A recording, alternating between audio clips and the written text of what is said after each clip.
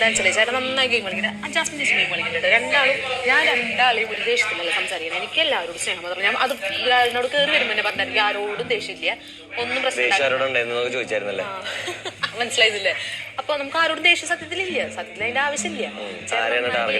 അതൊക്കെ ചോദിച്ചു ഒക്കെ ചോദിച്ചു. പക്ഷെ നമ്മളൊരു ഗെയിമാണ്. നമ്മളോട് ഞാൻ ചോദിച്ചോളൂ, വെറുതെ ഹഗ് ചെയ്യാൻ പോയി പ്രശ്നം സോൾവ് ആക്കാൻ വേണ്ടി സോറി പറയാൻ വേണ്ടി ഹഗ് ചെയ്യാൻ പോയതാണ്. അത് ചേച്ചി ആ ഒരു സമയത്ത് ഇന്നലെയും പക്ഷെ എനിക്കത് വിഷമമായി ചേട്ടാ. ഇന്നലെയും പറഞ്ഞു ചേച്ചി വിവരം ഇല്ലാണ്ടാണ് വന്നിരിക്കുന്നത്. ഒന്ന് ആലോചിക്കുക, ഒരു ബുദ്ധിയില്ലാത്ത കുട്ടീനാണ് ബിഗ് ബോസ് കേൾക്കുന്നത്. എനിക്ക് ഭയങ്കര ചേട്ടനെ അത് മനസ്സിലായി. ചേട്ടൻ അത് പറഞ്ഞു ഗെയിമാണ്, അതുകൊണ്ട് ഞാൻ വിട്ടു. ഓക്കെ ചൂടായില്ല, ഞാൻ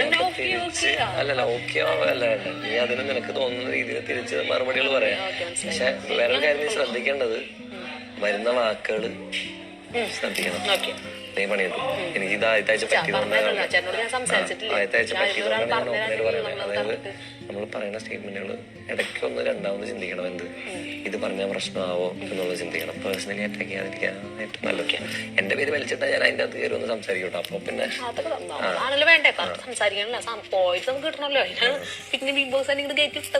ഞാൻ ഇവിടെ വന്ന് നോട്ട് ചെയ്ത കുറച്ച് കാര്യങ്ങളുണ്ട്. ഇവൾ ബാക്കിയുള്ളവർ സ്റ്റേറ്റ്മെന്റ്സ് കയറി പിടിക്കുന്നുണ്ട്. നമ്മളും സ്റ്റേറ്റ്മെന്റ്സ് പറയുന്നവരാണ്, നമ്മുടെ ഭാഗത്തും തെറ്റുകൾ വരാറുണ്ട്. നമ്മൾ പറയുന്നതിൽ ഒരു ഇവള് ആരെവിടെ എന്ത് പറഞ്ഞാലും കയറി പിടിക്കുന്നവളാണ്, എല്ലായിടത്തും കയറി പിടിക്കുന്നവളാണ്. വെറുതെ ഒരു ഇവള് ഇവിടെ ആരെങ്കിലും ഒന്ന്, ഞാൻ ഇപ്പൊ ആരെങ്കിലും എന്തെങ്കിലും ഒന്ന് ഉറക്കെ സംസാരിക്കുമ്പോൾ ഞാൻ അവിടെ വന്നിരുന്നു, ഞാൻ ക്യാപ്റ്റൻ ആയതുകൊണ്ടാണ്. ഇല്ലെങ്കിൽ ആ വിഷയം അത്രയും അങ്ങനെ ഉള്ളൂ. ഞാൻ നീ കണ്ടിട്ടില്ലേ. അപ്പൊ ഇവളിതെല്ലാം കയറിപ്പിക്കുന്ന അപ്പൊ ഞാൻ നോക്കും, ഞാൻ പൂജ നോക്കി വെച്ചിട്ടുണ്ട്. പൂജയുടെ വൃത്തി വരട്ടെ, ഞാൻ പിടിക്കും ഓരോന്നോരോന്നും പിടിക്കും. അത് പറയാനുള്ള സ്പേസ് കിട്ടും തോന്നുന്നു. മൈൻഡ് സെറ്റ് ഉണ്ടാവില്ല. അതായത് ഇപ്പൊ നീ ഇത്ര ആലോചിച്ചാൽ മതി, നമ്മൾ തന്നെയാണ് അവരുടെ സ്പേസിൽ വെച്ചിട്ട് നീ ആലോചിക്കുന്നത് നമുക്ക് മനസ്സിലാവും. അത് ഒരാൾ അങ്ങനെ പറഞ്ഞു കഴിഞ്ഞാൽ എങ്ങനെ ട്രിഗർ ആവുന്നുള്ളത് സത്യമാണ്. പക്ഷെ അങ്ങനെ പറഞ്ഞപ്പോ എനിക്കത് ഭയങ്കര പറയുന്ന കാര്യങ്ങൾ ഞാൻ ഒരു കാര്യം പറയട്ടെ. ടാസ്കിന്റെ ഇടയിൽ നടക്കുന്ന ഇഷ്യൂനെ ഒരിക്കലും നീ വീട്ടിലേക്ക് വലിച്ചേറ്റ് കൊണ്ടുവരാതിരിക്കുക. അത് ഒന്നാമത്തെ കാര്യം. അതൊന്നാമത്തെ കാര്യം. ടാസ്കിന്റെ അവിടെ നിങ്ങൾ എന്ത് വേണമെങ്കിലും പറഞ്ഞു, പറയാനുള്ളതൊക്കെ പറഞ്ഞു.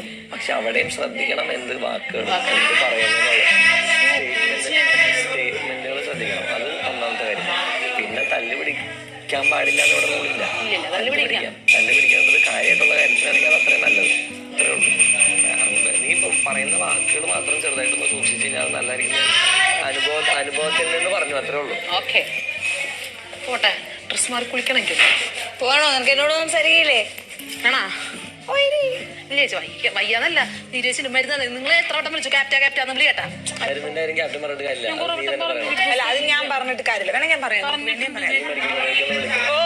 അല്ല സോറി ഗൈസ്, എന്റെ ഒരു ആകാംക്ഷ.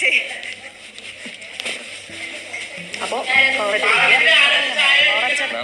നോർമലായിട്ട് കളിക്കണ പോലെ തന്നെ കളിക്കണം. വലിയ വ്യത്യാസമൊന്നുമില്ല.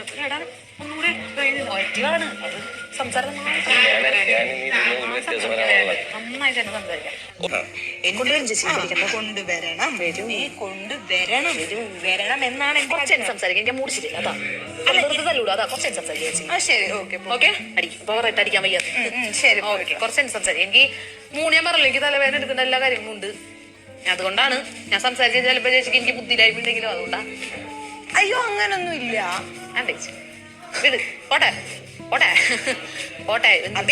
നീ വരുന്നില്ലേ എന്നോട് സംസാരിക്കാൻ? ചെല്ലുന്നില്ലേ എന്നൊക്കെ ഞാൻ നിങ്ങളോട് എന്തോ കാണിച്ചിട്ടില്ലേ? അത് ശക്തമായി നമുക്ക് പ്രതികരിക്കണം. കാരണം എന്താ വെച്ചാൽ ഇന്നലെ പിന്നെ ഞാൻ പറഞ്ഞ കാര്യം എന്താ വെച്ചാല് ഇന്നലെ ആണെങ്കിലും ഇവിടെ ഞാനൊരു കാര്യം പറഞ്ഞായിരുന്നു. നിന്റെ കാര്യം ഞാൻ ടാസ്കിൽ പറഞ്ഞായിരുന്നു. അതൊക്കെ ഞാൻ പറഞ്ഞതുകൊണ്ട് ടാസ്കിൽ പറഞ്ഞുകൊണ്ട് അത് കറക്റ്റ് പോവും. നോറ എന്ന് പറഞ്ഞ പെൺകുട്ടി ഇവിടെ വന്നിട്ട് അവളുടെ ഒരു പ്രശ്നം പറഞ്ഞപ്പോ അവളെ നോക്കി കൊഞ്ഞനം കുത്തുന്നതും ബോഡി ലാംഗ്വേജിൽ കളിയാക്കുന്ന പോലെ കാണിക്കുന്നതും ഞാൻ കണ്ടിട്ടുണ്ടായിരുന്നു. അതായത് പവർ റൂമിൽ ഇരിക്കാൻ യോഗ്യത ഇല്ലാത്തത് ആരാന്ന് വെച്ചപ്പോ ഞാൻ പറഞ്ഞു ഗബ്രിയാണ്. അതിന്റെ റീസൺ പറഞ്ഞു, ഒന്ന് എന്റെ അടുത്ത് പേഴ്സണലി ഡിസ്റെസ്പെക്ട് ചെയ്തു. രണ്ടാമത്തെ കാര്യം നോറ എന്ന് പറഞ്ഞ പെൺകുട്ടിയുടെ അടുത്ത് എല്ലായിടത്തും ഡിസ്റെസ്പെക്ട് ആണ്. പ്രത്യേകിച്ചാണ് പെണ്ണുങ്ങളുടെ അടുത്ത്.